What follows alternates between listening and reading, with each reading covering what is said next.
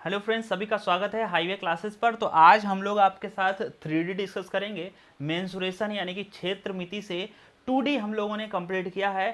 Theory के साथ साथ में हमने आपको उसमें 100 क्वेश्चन कराए हैं गिनकर, ठीक है। साथ साथ में 1 2 4 और एक्स्ट्रा ही करा दिए होंगे, ठीक है। ये थ्योरी हमने आपके साथ कंप्लीट करा दी है। आज हम लोग 3D स्टार्ट करेंगे और क्षेत्र मिति जो आने वाले जितने भी आपके एग्जाम्स हैं सभी में पूछी जाती है। मेंसुरेशन सभी में पूछी जाती है, यूपीएसआई और यूपी टेट, ठीक है। यूपी के जितने भी एग्जाम्स है उसमें मेंसुरेशन तो पूछा ही जाता है, ठीक है, 100%, ठीक। बाकी एसएससी बैंक और आपके आरआरबी असिस्टेंट जो भी आपके एग्जाम्स यहाँ पर लगे हुए हैं, लेखपाल, तो इन सभी में आपको यहाँ से क्वेश्चन देखने को जरूर मिलेगा। तो आज हम लोग यहाँ पर पढ़ेंगे मेंसुरेशन 3D। 3D पढ़ने से पहले एक छोटा सा कॉन्सेप्ट है वो हम आपको बता देते हैं। इस एक डायग्राम है, आपको उसको समझना है, जिसका नाम है षटभुज। षटभुज का मतलब हो जाएगा समषटभुज, यानी कि समषटभुज जितने भी हमने पीछे जो हमने बहुभुज पढ़ा था उसी के अंतर्गत ही समझ लीजिए। जो बहुभुज है उसी में है ये समषटभुज। तो षटभुज का मतलब होता है जिसकी 6 भुजाएं हों। कितनी? जिसकी 6 भुजाएं हों। तो जैसे देखिएगा यहां से एक क्वेश्चन बनने का चांस रहता है। देखो ये जो 3D डायग्राम्स होते हैं ये तो 2D है, जो बहुभुज हमने पढ़ा था वो 2D था। यहां पर देखिएगा एक पॉइंट यहां पर है, इन सबको जोड़ो,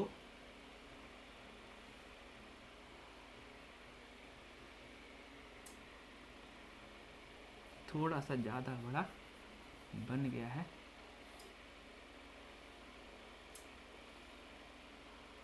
इस प्रकार से इसको भी थोड़ा छोटा कर देते हैं, क्योंकि जैसा डायग्राम बनता है वैसे आइडिया बहुत अच्छा लग जाता है।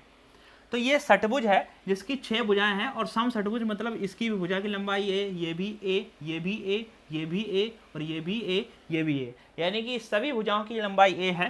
तो अगर आप इसका परिमाप निकालोगे, परिमाप, तो आपका आएगा परिमाप 6a। परिमाप कितना आएगा? 6a।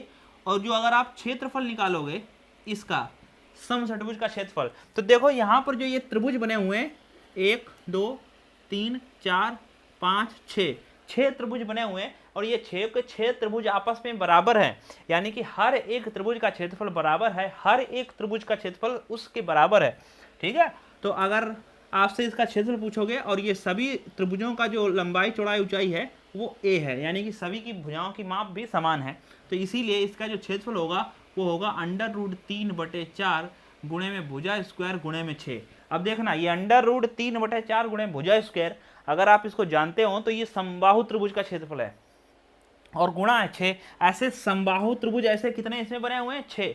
तो एक समबाहु त्रिभुज का क्षेत्रफल निकाल लीजिए, उसमें गुणा 6 से कर दीजिए, तो पूरे आपका षटभुज का क्षेत्रफल यहाँ पर निकल कर आ जाएगा, ठीक है। तो ये आपका षटभुज का क्षेत्रफल रहेगा। देखो इसके जो अंतावृत्त की त्रिज्या होती है वो होती है √3/2 गुणे में a, और इसके जो परिवर्त त्रिज्या होती है वो खुद भुजा होती है, ठीक। बस इससे बाहर कोई क्वेश्चन नहीं है। तो आप यहाँ से डायग्राम समझिएगा और इसको सॉल्व करिएगा, ठीक। आपके इसके जो क्वेश्चन है वो आप लोग करें, जो भी आपको समस्या है आप हमें उसको सेंड कर दीजिए, हम आपके साथ सॉल्व करेंगे, ठीक है। और एक चीज़ और, अगर हमने मेंसुरेशन 2D कंप्लीट की है तो आप ध्यान रखना है, आपको उससे रिलेटेड कम से कम 2 3 400 सवाल लगाने हैं। तो कम से कम कितना सवाल लगाना है? 200 से 400 के बीच में आपको सवाल लगाना है मिनिमम, ठीक है। 2 से 400, 200 से तो नीचे जाना ही नहीं है, 2D के सवाल लगाने हैं, ठीक है सभी को। अगर नहीं है तो आप हमारे टेलीग्राम जो है ऐप है, प्ले स्टोर से डाउनलोड करिए टेलीग्राम ऐप, और उस पर सर्च करिए हाईवे क्लासेस, ठीक है। तो हम आपको वहां पर प्रोवाइड करा देंगे। उन क्वेश्चंस को आपको जो है डिस्कस करना है और उनको सॉल्व करना है। नहीं हो पा रहे हैं तो आप हमारे साथ जो है उस क्वेश्चन को बोल दीजिए कि सर ये वाला क्वेश्चन इतने नंबर पर नहीं हो पाया, तो मैं आपको सॉल्व करके बता दूंगा, ठीक। तो चलिए अब हम लोग यहाँ से आगे बढ़ते हैं और आज का सेशन स्टार्ट करते हैं 3D। तो देखो इसके सवाल की टेंशन ना लेना, सवाल लगाना, नहीं लगे तो बताना, ठीक। सब कुछ बोला जाएगा आपके सवाल में। जैसे कह देगा कि एक षटभुज है जिसकी भुजा की लंबाई 3 सेंटीमीटर, इसका क्षेत्रफल होता है, तो बस परिमाप बताओ, तो 6 3 18। थोड़ा सा एक सवाल आता है, एक त्रिभुज है जिसको 3 कोनों से काट कर एक षटभुज बनाया गया है, तो वो चीज़ आप ध्यान रखना, हम बता देंगे किस सवाल में। तो आज अपना टॉपिक जो मेन टॉपिक है वो स्टार्ट करते हैं, mensuration 3D। Mensuration 3D start करेंगे और 3D में, ठीक है, और 3D में हमको बेसिकली पढ़ना क्या है वो चीज़ आप समझे। इसमें हम लोग पढ़ेंगे आयतन, मतलब जितने भी डायग्राम पढ़ेंगे उसका आयतन निकालेंगे, फिर वक्र पृष्ठ का क्षेत्रफल या वक्र पृष्ठ का क्षेत्रफल या जो आपका लिटरल सरफेस एरिया जिसको हम लोग इंग्लिश में कहते हैं, या कर्व्ड ध्यान रखना है, कर्व जो घुमा हुआ क्षेत्रफल है उसको याद करेंगे, और साथ साथ में संपूर्ण या कुल पृष्ठ का क्षेत्रफल, इसको ऐसे भी बोल सकते हैं, संपूर्ण पृष्ठ का क्षेत्रफल, पृष्ठ का क्षेत्र। ये बातें तीन जो हैं ये विशेषकर हमको पढ़नी है। तो देखो इन दोनों में अंतर क्या है। आयतन तो आप सभी लोग जानते हैं, आयतन किसको कहते हैं। देखो हम डायग्राम पहले बता देते हैं इसमें पढ़ना क्या है। आयतन किसको कहते हैं, जैसे अगर हमारे पास ये एक जग है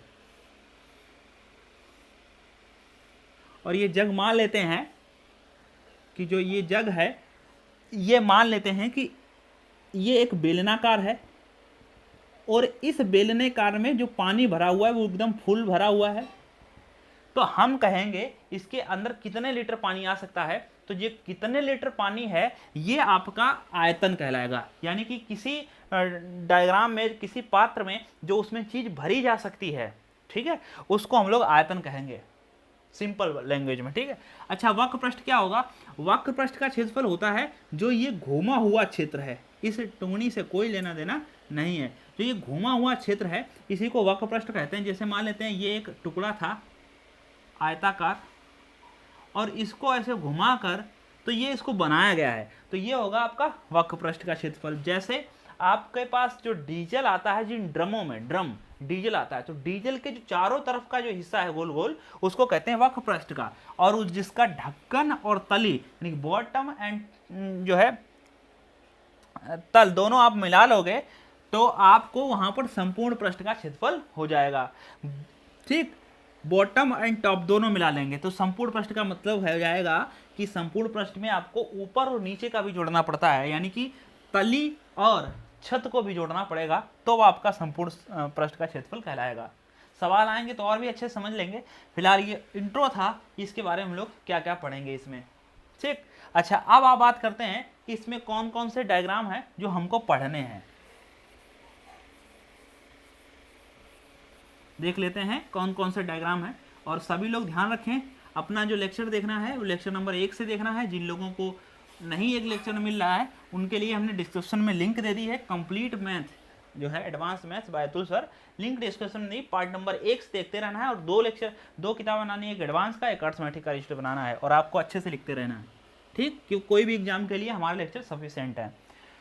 तो देखो सबसे पहले हम लोग इसमें क्या क्या पढ़ेंगे, इसमें हम लोग पढ़ेंगे घनाभ, ठीक, फिर पढ़ेंगे घन, और फिर पढ़ेंगे बेलन, फिर हम लोग पढ़ेंगे इसमें शंकु, ठीक, फिर हम लोग पढ़ेंगे इसमें गोला, और इसी में पढ़ेंगे अर्धगोला, ठीक। और जो शंकु है, शंकु में ही हम लोग पढ़ेंगे छिन्नक, ठीक। कैसे होता है अभी आपको पता चलेगा, मतलब ये इसी चीज से बना है, जैसे गोला से अर्धगोला बना तो शंकु से छिन्नक बनेगा, ठीक। और फिर हम लोग पढ़ेंगे प्रिज्म, और फिर हम लोग पढ़ेंगे पिरामिड। तो इतनी चीज़ें आपको आयतन में कंप्लीट करनी है, तो ये आप ध्यान से रखिए, इसको हम लोग इसी सीक्वेंस में कवर करेंगे जिस सीक्वेंस में लिखा हुआ है, ठीक। तो सबसे पहले हम लोग स्टार्ट करेंगे वो घनाभ स्टार्ट करेंगे, लेकिन उससे पहले से थोड़ा थोड़ा सा आप समझ लीजिए कि इसके डायग्राम होते कैसे। घनाभ क्या होता है, जिसकी लंबाई चौड़ाई ऊंचाई अलग अलग हो सकती है, उसको हम लोग घनाभ कहते हैं, ये टाइप। और घन क्या होता है, घन की लंबाई चौड़ाई बिल्कुल एक समान होगी, ठीक, बिल्कुल एक समान होगी। जैसे आपने लूडो खेला होगा तो लूडो का जो पासा होता है वो घन होता है, और जो माचिस होती है वो आपकी घनाभ होती है। माचिस आप देख रहे होंगे कैसी होती है। बेलन, बेलन तो आप सभी लोग जानते हैं, बेलन तो कोई दिक्कत नहीं है। शंकु, तो बेलन कुछ हिसाब से होता है, बता देते हैं।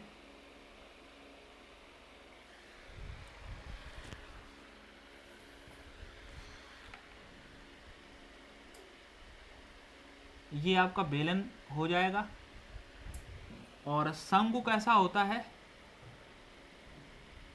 ये आपका शंकु हो जाएगा। छिन्नक कैसा होता है, जैसे ये मान लेते हैं शंकु है, ठीक। अब शंकु को यहां से काट दीजिए तो ये छन्नक जो है छिन्नक हो जाएगा। पहले आपने बाल्टी देखे होंगे, कुछ हिसाब से बाल्टी आती थी, आपको दिखाते हैं बना के, अभी भी आती हैं।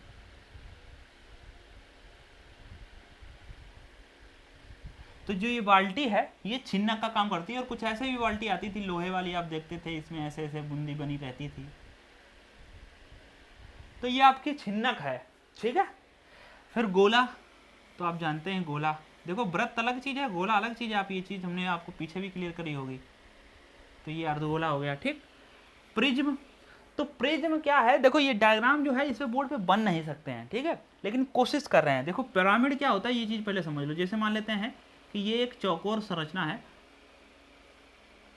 और इसको यहां पर ऐसे जाकर ये मिला हुआ है, तो पिरामिड क्या होता है, देखो अपने देखो सोचने का प्रयास करो कि नीचे आयताकार है और ये आयताकार ऐसे ऐसे चला गया, ऐसे चला गया, ऊपर मिला जाके। जैसे आपने मंदिर देखे होंगे, तो पिरामिड कैसे होते हैं, नीचे जो वृत्ताकार होता है, जैसे ऐसे गोल गोल है, और ये सब जाके इसमें ऐसे मिलेंगे जाके, ठीक। तो आप देख रहे होंगे, तो ये भी आपका पिरामिड का काम करेगा कि जैसे नीचे वृत्त है, नीचे चौकोर है, नीचे त्रिभुजाकार है, तो ऐसे करके भी ये जो है ऐसे, तो ये लग रहा होगा कि नीचे त्रिभुजाकार है, ऊपर चोन है, ऊपर जैसे एक पॉइंट है। तो जहां पर ऊपर एक जगह पॉइंट हो तो उसको पिरामिड कहते हैं, लेकिन जैसा नीचे हो वैसा ही ऊपर हो उसको प्रिज्म कहते हैं। जैसे ये एक बेलन जो है वो आपका प्रिज्म का काम करेगा। कैसे कि बेलन में नीचे जैसे वृत्ताकार है तो ऊपर भी वृत्ताकार ही है। और जैसे ये आपका घनाभ,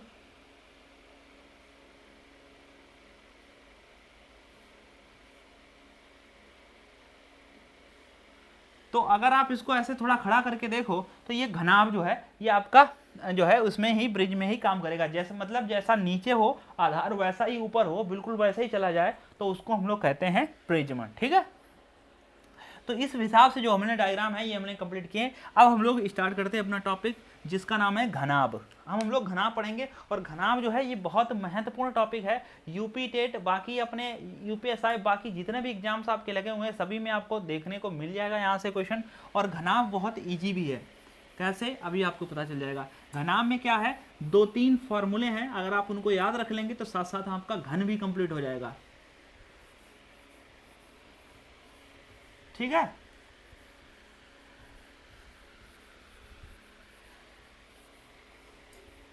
तो आप यहां पर ध्यान रखें। अब हम लोग घनाभ स्टार्ट कर रहे हैं। तो घनाभ में कैसा होता है घनाभ, तो देखो घनाभ में लंबाई, चौड़ाई, ऊंचाई अलग अलग होगी, वो घनाभ कहलाएगा, ठीक। इस हिसाब से जो भी हो, मतलब ये लंबाई है, ये चौड़ाई है और ये ऊंचाई है, ये भी आपकी ऊंचाई है, ठीक है। तो ध्यान रखना है। इसका आयतन क्या होगा, इसका आयतन क्या होगा, तो घनाभ का जो आयतन होता है वो L गुणे B गुणे H, यानी कि LBH आयतन जो होता है वो LBH होता है। एक आयतन निकालने का और भी तरीका है, A1 into A2 into A3, ठीक है। ये A1 A2 क्या है, ये A1 A2, ठीक है। तो देखो A1 A2 क्या है, तो A1 का मतलब हो जाएगा यहाँ पर L into B, and A2 का मतलब हो जाएगा B into H, and A3 का मतलब हो जाएगा H इंटू L। मतलब तो समझी गए होंगे। ये A मतलब होता है एरिया, और A1 मतलब है पहला एरिया, दूसरा, तीसरा, और किसका एरिया, ये घनाभ का। मतलब कौन कौन से घनाभ का, तो ये लंबाई और गुणे चौड़ाई, तो ये आपका जमीन का क्षेत्रफल निकल आएगा। जैसी जमीन होगी वैसा ही फर्श होगी, जैसी फर्श होगी वैसे ही आपकी छत होगी। तो यल बी, तो यहाँ पर 2 बार गुणा होगी तो A1 A2, मतलब अगर आपको पृष्ठों के क्षेत्रफल दिए जाएँ कि मतलब फर्श का पृष्ठ क्षेत्रफल दिया जाए और इस साइड का क्षेत्रफल दिया जाए और इस साइड का क्षेत्रफल दिया जाए, तो आप देखते हैं जैसे आपके पास एक कमरा है तो कमरे में कितनी सतह होती हैं? 6, और 6 में से 2 सतहें बिल्कुल एक जैसी होती हैं। जैसे अगर जितनी लंबाई चौड़ाई फर्श की होगी उतनी ही छत की होगी, क्योंकि उसी हिसाब से लेटर पड़ता है, ठीक है। तो जितनी सामने वाली दीवार की लंबाई होती है ज़्यादातर, मतलब 99%, 90%, तो उतनी इधर वाली दीवार की लंबाई होती है। जितनी इधर वाली लंबाई की होती है सामने की, उतनी इधर की होती है। ये जरूर हो सकता है कि इधर वाली लंबाई ज़्यादा कम हो और इधर सामने ज़्यादा, ऐसे करते हैं। या कभी कभार क्या होता है, इस इधर की लंबाई ज़्यादा है, ये पीछे की कम कर देंगे, लेकिन 2 साइडें हमेशा इक्वल रहेंगी। तो इसीलिए आपको यहाँ पर जब यहाँ से इसको सॉल्व करोगे तो आपका यल बी एच ही आएगा। जैसे इसमें आप प्रूव करके देखें तो यहाँ यल गुणे यल स्क्वायर हो जाएगा, बी गुणे बी स्क्वायर हो जाएगा, एच गुणे एच स्क्वायर हो जाएगा। तो L square B square H square का वर्गमूल लोगे तो आपका यल बी एच ही आएगा। अब ये क्यों फिर लिखाया, इसके लिए क्या है, कभी कभार आपको एग्जाम में दे दे कि आपके इतने पृष्ठों का क्षेत्रफल इतना है, तो आप उसका कैसे अंदाजा लगा पाओगे। तो बस आपको क्या करना है, यहीं पर रख देना, सीधे आपका आंसर आ जाएगा आयतन, ठीक। फिलहाल कभी अगर यूज हो तो। फिर अगला है इसका पृष्ठीय क्षेत्रफल या इसका पृष्ठीय क्षेत्रफल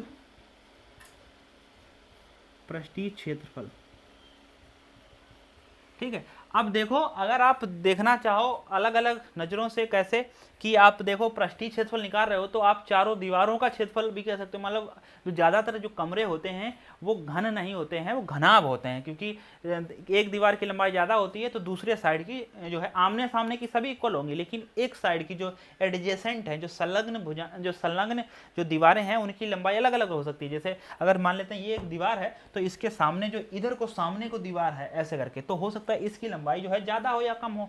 तो उसी हिसाब से पृष्ठीय क्षेत्रफल को हम लोग ये भी कह सकते हैं, कई बार अगर आपको छत और फर्श का क्षेत्रफल नहीं लेना है तो आप पृष्ठीय क्षेत्रफल बोल सकते हो। या ध्यान देना, चारों दीवारों का क्षेत्रफल, चारों दीवारों का क्षेत्रफल तो क्या होता है 2l + b इंटू में h। तो ध्यान रखना है, ये आपके लिए बहुत इंपॉर्टेंट है। चारों दीवारों का क्षेत्रफल करके आपसे क्वेश्चन पूछा जाता है कि चारों दीवारों का क्षेत्रफल क्या होगा, 2l + b या इंटू h, ठीक है। चारों दीवारों का क्षेत्रफल, ठीक है। आप इसको ऐसे कर सकते हो या पृष्ठीय क्षेत्रफल यहाँ से हटा दो। पृष्ठीय क्षेत्रफल का सिंपल सा मतलब यही है कि आप यहाँ पर चारों दीवारों का क्षेत्रफल निकाल रहे हो, ठीक है। सवाल के हिसाब से चलेंगे और फिर यहाँ पर आ जाइए, अगर आपसे कुल पृष्ठीय क्षेत्रफल क्या होगा, ये भी पृष्ठीय क्षेत्रफल ही था जो हमने मिटा दिया। यहाँ पर कुल पृष्ठीय क्षेत्रफल तो वो ये होता है 2lb bh HL। तो ध्यान रखना है कुल पृष्ठीय क्षेत्रफल 2lb bh HL। अब जैसे मान लेते हैं एक क्वेश्चन आया, आपसे कहा गया एक ईंट है हमारे पास जिसकी लंबी चौड़ाई इतनी है, इसका पृष्ठीय क्षेत्रफल निकालो। तो क्या निकालें, ये वाला निकालें कि ये वाला निकालें। तो पृष्ठीय क्षेत्रफल ईंट का पूछा गया था, तो इसलिए यहाँ पर कुल पृष्ठीय क्षेत्रफल का निकालोगे, क्योंकि आप देखो ईंट का पृष्ठीय क्षेत्रफल निकालना, तो ईंट का पृष्ठीय क्षेत्रफल निकालोगे तो कुल ही निकालोगे टोटल, ठीक है।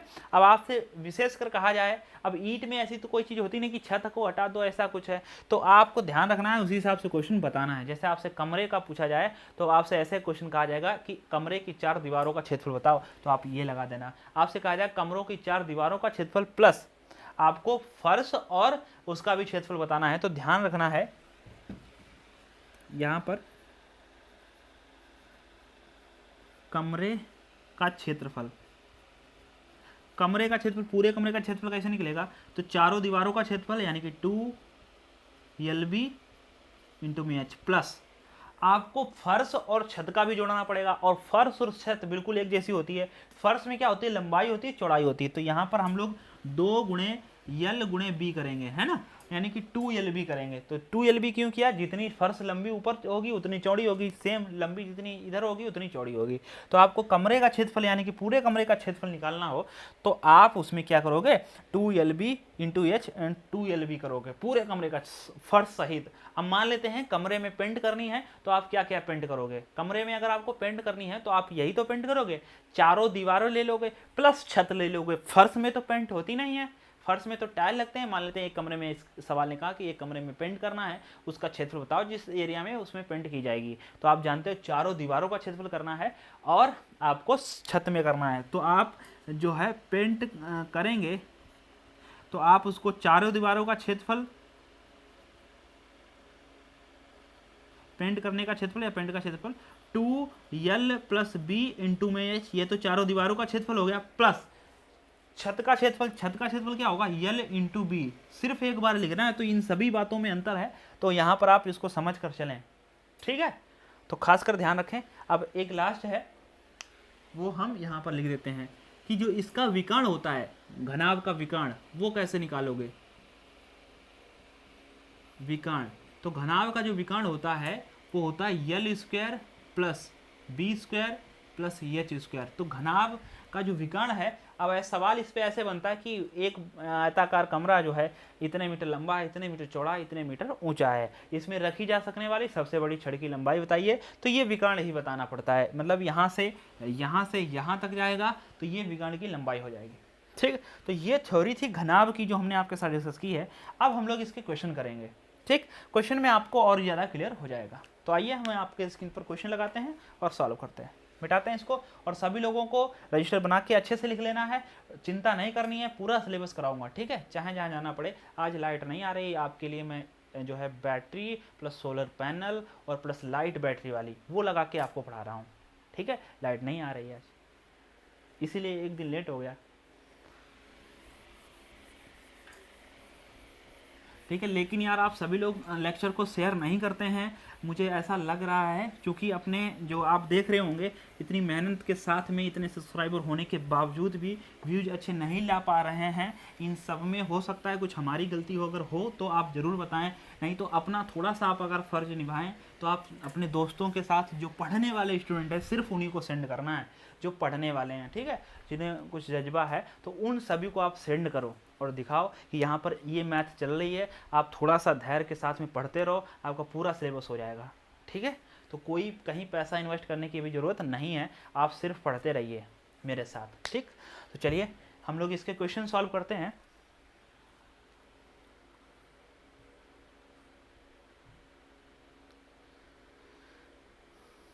तो हम लोगों ने 2D में 100 क्वेश्चन किया था, यहाँ से क्वेश्चन नंबर जो है हम 101 स्टार्ट करेंगे। ये क्वेश्चन हम इसलिए डाल रहे हैं कि जब पूरा मेंसुरेशन फिनिश हो जाएगा, यानी कि 2D और 3D दोनों को, तो हम अंदाज़ा लगा पाएंगे कि 2D और 3D में टोटल हमने मेंसुरेशन में कितना क्वेश्चन कर लिया थ्योरी के साथ में, ठीक है,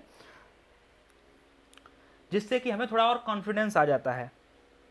क्वेश्चन पहला है कि एक घनाभ की लंबाई 15 मीटर है, चौड़ाई 10 मीटर है तथा ऊंचाई 4 मीटर है, इसका संपूर्ण पृष्ठ क्षेत्र बताइए। तो लंबाई कितनी है? 15, चौड़ाई कितनी है? 10 और ऊंचाई कितनी है? 4 मीटर है, सब ये मीटर में है। तो आपका इसको संपूर्ण पृष्ठ का क्षेत्रफल बताना है। तो बताओ घनाभ के संपूर्ण पृष्ठ का क्षेत्रफल क्या होता है? तो हम सभी जानते हैं घनाभ के संपूर्ण पृष्ठ का क्षेत्रफल, संपूर्ण पृष्ठ का क्षेत्रफल क्या होता है? संपूर्ण पृष्ठ का क्षेत्रफल 2LB BH और HL, यही तो होता है। बस इसमें वैल्यू रखनी है, और वैल्यू के लिए आपको एक एक चीज़ें मिलाने की जरूरत नहीं है, आप इसको सीधे से गुणा कराओ। देखो ऐसे गुणा कराओ, 15 गुणे 10 150 हो जाएगा, है ना। अब देखना 10 गुणे 40, 10 गुणे 40 तो सॉरी 10 गुणे 4 40 हो जाएगा। अब देखो ना, 15 की 10 के साथ गुणा हो गई, 10 की 4 के साथ गुणा हो गई, लेकिन 4 की 15 के साथ नहीं हुई, तो 15 चक्कू 60, बस आपका हो आंसर आ चुका है। आप सभी को जोड़ लो, तो देखो 60 और 40 ये खुद 100 बना रहा है, और 100 में 150 जोड़ोगे तो 250, और 250 के आगे 2 लिखें, इसका मतलब डबल करना है, तो 250 का जो डबल हो जाएगा वो आपका हो जाएगा 500, यानी कि 500।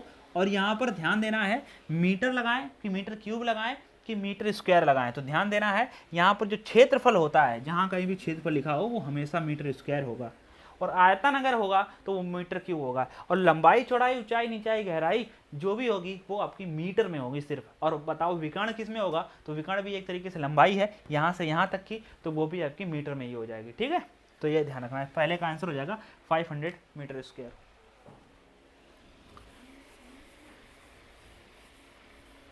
अगला सवाल 102 कहा जा रहा है एक 10 सेंटीमीटर गुणे 4 सेंटीमीटर गुणे 3 सेंटीमीटर ईंट का पृष्ठीय क्षेत्रफल कितना होगा। तो 10 गुणे 4 गुणे 3 सेंटीमीटर ईंट का पृष्ठीय क्षेत्रफल क्या होगा। तो आइए इसका पृष्ठीय क्षेत्रफल पूछा जा रहा है, इसका मतलब हमको कुल पृष्ठीय क्षेत्रफल निकालना है। ठीक है, ये नहीं कि पृष्ठीय क्षेत्रफल वो कमरे की वाला लगा दो तो गड़बड़ हो जाएगा। तो पृष्ठीय क्षेत्रफल यही हो जाता है 2 LB/BH EHL।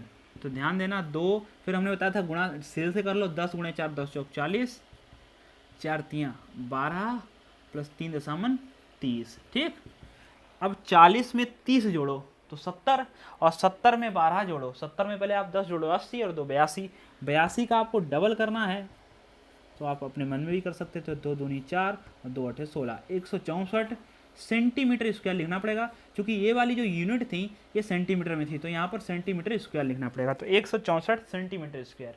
ठीक, अगला क्वेश्चन, क्वेश्चन नंबर 3।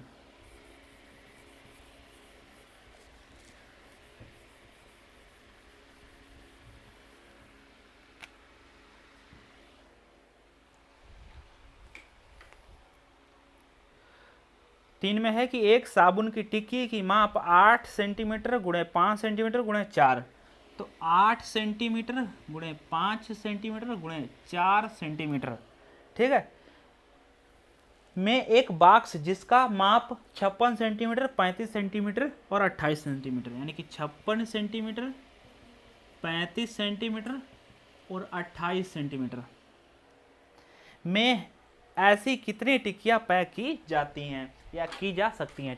तो ध्यान से देखें, कोई भी चीज़ किसी में पैक करना हो तो आयतन निकलता है, कोई भी चीज़ पिघलाकर कोई चीज़ नई बनाई जाए तो आयतन निकलता है, या किसी चीज़ को पिघलाकर एक नई चीज़ बनानी है तो भी आयतन निकलेगा, या किसी चीज़ से किसी चीज़ को पता करना है कि कितनी चीज़ें इसमें आएंगी, तो कितनी जब भी आए यानी कि संख्या कभी भी बतानी हो, यानी कि कितनी टिक्कियाँ पैक की जाती हैं, तो पैक की जाने वाली टिक्कियों की संख्या कभी पूछे तो आयतन निकलता है। और संख्या कैसे निकलता है, यानी कि अगर किसी भी चीज़ को अगर आपको संख्या निकालनी है तो ऊपर आपको लिखेंगे ज़्यादा वाला आयतन, यानी कि ज़्यादा आयतन, जिस चीज़ का आयतन ज़्यादा हो, बटे में आपको कम आयतन वाला यहाँ पर रखना पड़ेगा। तो यहाँ से यन आएगा, यन क्या होती है, एक चीज़ संख्या होती है। तो बताओ 8 सेंटीमीटर की 5 सेंटीमीटर की 4 सेंटीमीटर की एक छोटी सी टिक्की है और उसको एक बॉक्स में रखा गया है, जिस बॉक्स की जो लंबाई है वो 56 है, चौड़ाई 35 है और 28 जो है इसकी ऊंचाई है। तो ऐसी कितनी टिक्कियाँ इसमें आ जाएंगी, तो बताओ यन पूछा गया, मतलब टिक्कियों की संख्या पूछी गई। तो इसके लिए आप करो क्या, तो सबसे ज़्यादा जिसका आयतन उसको आप ऊपर लिखो। तो ये तो एक जो हम लोग घनाभ है, घनाभ का आयतन कैसे निकलता है, तो 56 गुणे 35 गुणे 28 बटे में छोटी टिक्की का आयतन 8 गुणे 5 गुणे 4। एक चीज़ और खास कर आपको ध्यान देनी है, अगर आपसे सवाल गलत कराना चाहेगा तो ये सेंटीमीटर में बीच में कहीं एक जगह मीटर दे देगा और यहाँ मीटर, तो आप देखना है तो सारी यूनिट एक जैसी होनी चाहिए। कोई भी एक यूनिट अगर गड़बड़ है तो पूरा सवाल गड़बड़ हो जाएगा। आपको ये देखो सब सेंटीमीटर में है, ऊपर भी सब सेंटीमीटर में है। अगर मान लेते कोई मीटर में होता तो उसको सेंटीमीटर में बना लेते। कैसे, तो 1 मीटर में 100 सेंटीमीटर होते हैं, यानी कि मीटर में अगर कोई चीज़ है तो उसको सेंटीमीटर बनाना है तो आप उसको 100 से गुणा कर दीजिए, वो सेंटीमीटर बन जाएगी। जैसे हमारे पास 4 मीटर है तो उसको सेंटीमीटर बनाना है तो ये 400 सेंटीमीटर हो जाएगा। ठीक है, तो बस इतनी सी बात है। तो यहाँ पर हमने इसको सभी सेंटीमीटर में था तो कोई में टेंशन हुई नहीं। तो 8 सत्ते 56, 5 सत्ते 35, 4 सत्ते 28, 3 बार 7 की गुणा करानी, 7 सत्ते 49 सत्ते 343। ठीक भैया, तो यहाँ पर कितनी टिक्कियाँ पैक की जा सकती हैं, 343 इसका राइट आंसर हो जाएगा। ये रामबाण जो है तरीका हम आपको बता रहे हैं शॉर्टकट में। आपको ऐसा रजिस्टर बनाना है बहुत ही अच्छे तरीके से और बीच में इसको ऐसे करके यहाँ साइड में ऐसे करके यहाँ पर लिख देना और इस पर 1-2 स्टार बना देना है अच्छी चीज़ों पर, क्योंकि हमें पता चलता रहे कि इस हिसाब से चलेंगे तो हमारा अच्छा हो जाएगा। ठीक है, तो चलो अगला क्वेश्चन, क्वेश्चन नंबर 104। हम यहाँ पर आपके साथ डिस्कस करते हैं। और बाहर जो है बरसात भी होने लगी है, तो इसीलिए तो है ना लाइट, थोड़ा हम लोग इस समय विलेज पर हैं तो गांव पे लाइट तो समस्या करती ही करती है। अब बारिश भी समस्या करेगी, इन्वर्टर भी नहीं चल रहा है। देखो कहा जा रहा है कि क्वेश्चन नंबर 104 में कि किसी कमरे की चौड़ाई ऊंचाई की दूनी परंतु लंबाई की आधी है। कमरे का आयतन 512 मीटर क्यूब है, कमरे की लंबाई क्या होगी? तो इसको हमको थोड़ा सेट करना पड़ेगा। कह रहा है किसी कमरे की चौड़ाई ऊंचाई की दूनी है परंतु लंबाई की आधी है। तो ध्यान दें, तो सबसे पहले लंबाई, चौड़ाई और ऊंचाई लिखते हैं। अब देखो इनके बारे में क्या कहा जा रहा है, तो देखो उसी हिसाब से सेट करेंगे। तो कहा जा रहा है कि किसी कमरे की चौड़ाई ऊंचाई की दूनी परंतु लंबाई की आधी है।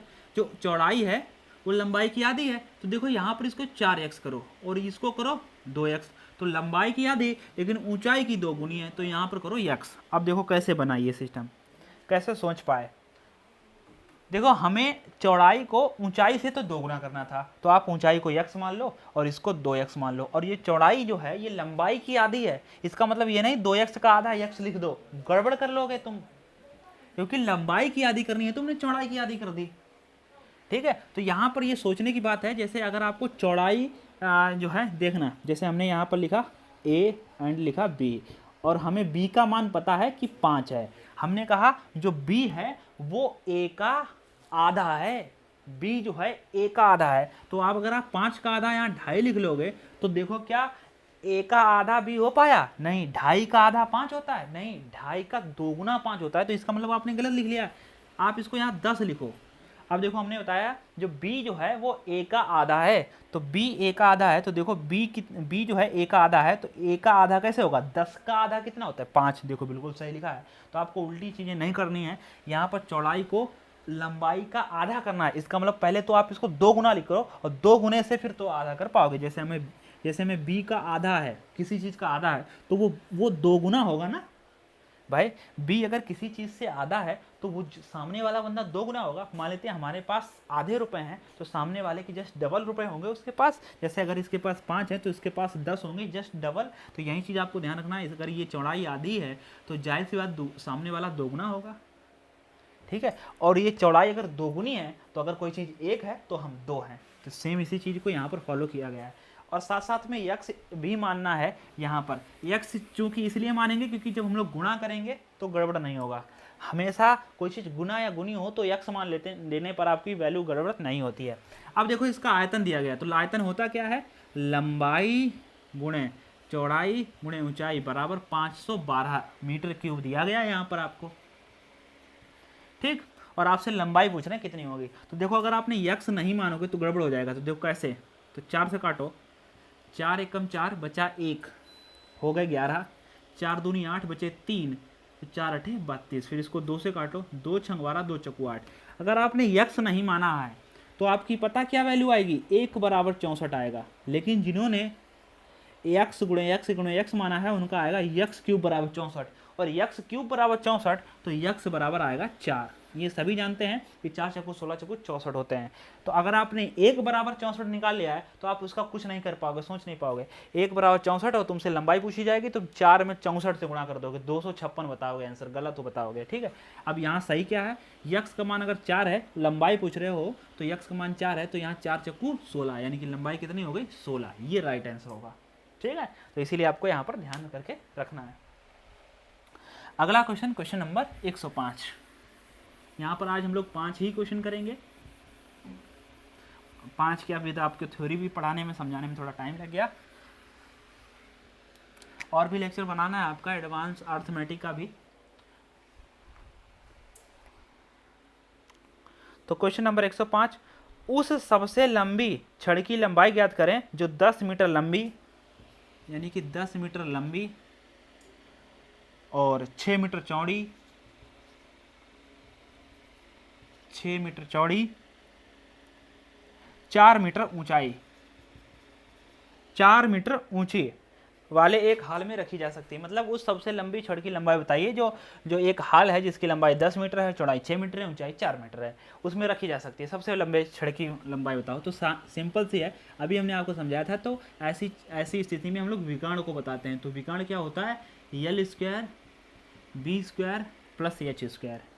तो अंडर रूट में यल का मान है 10, 10 का वर्ग हो जाएगा 100, प्लस बी का मान है 6, 6 का वर्ग हो जाएगा 36, एच का मान है 4, 4 का वर्ग हो जाएगा 16। जब आप इसको जोड़ोगे तो 6 और 6 12 के 2, 3 और 1 4, एक हासिल 5 और एक ये 152 हो जाएगा। या आप ऐसे जोड़ सकते हो 136 136, 136 में 16 जोड़ दोगे तो आपको 152 मिल जाएंगे। और 152 का अगर आपको वर्गमूल लेना है तो आपको ये इसके टुकड़े करने पड़ेंगे। क्या करने पड़ेंगे, टुकड़े। तो अगर आप जानते हो टुकड़े करना तो अच्छी बात है। तो 2 से करो, 2 सत्ते 14, 2 छंग 12, फिर 2 से करो, 2 3 6, 2 सत्ते 14। ठीक है, तो इसके जो टुकड़े हुए वो 4 गुणे 37 हुए। तो आप इस टुकड़े को यहाँ इसके अंदर लिखेंगे 4 गुणे 37। तो 4 का वर्गमूल होता है 2, 37 का होता नहीं, इसलिए यहाँ पर ऐसे रह जाएगा 2 अंडर रूट 37। और साथ साथ में मीटर, क्योंकि जो विकर्ण की लंबाई है वो मीटर में होती है। उम्मीद है आप लोगों को लेक्चर अच्छा लगा होगा। आज के लिए इतने रहते हैं। कल इसके बेहतरीन सवाल होंगे।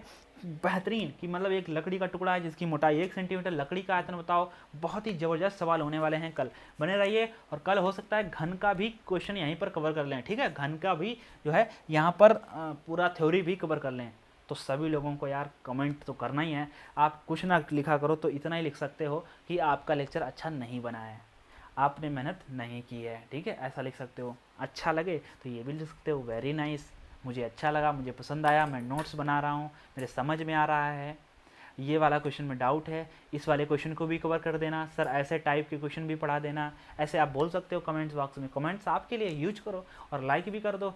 ठीक है, थैंक यू। मिलते हैं सभी लोगों को नेक्स्ट तक। और सभी का शुक्रिया, धन्यवाद जो आपने यहाँ तक लेक्चर देखा है। और सभी लोग सब्सक्राइब कर रहे हैं तो ऑल नोटिफिकेशन जरूर चेक करना। ठीक है, थैंक यू।